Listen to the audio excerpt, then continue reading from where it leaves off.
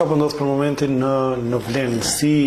po menaxhohet gjithë kjo situatë? Nga një ranë se mund të pritet tërmet, siç thotë edhe vetë zoti Ahmeti, tjetër tek koalicioni Vlenë, por po ashtu shohim edhe informacione të ndryshme të ish anëtarëve të kryesisë qendrore ose figura të tjera të Aleancës për Shqiptarët të zotit Taravari që po largohen, kështu që cila pjesë është më stabile tash për moment? Unë e di që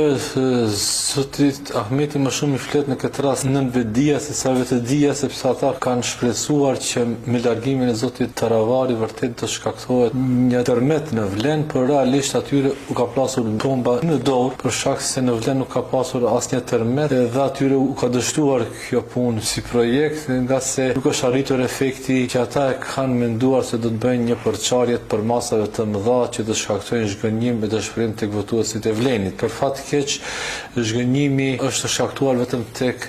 mbështetësit aktivistët dhe votuesit e Aleancës për Shqiptarët, të cilët siç jemi të informuar me shumicë po distancohen nga zoti Taravari për shkak të koketimit që ai e bën me BVDI. Dhe realisht ky si projekt u ka dështuar atyre. Vleni vazhdon të përfaqësojë ato 107.000 votuesi që kanë mbështetur në zgjedhjet e 8 maj të vitit 2024 dhe nuk ka asnjë ndryshim.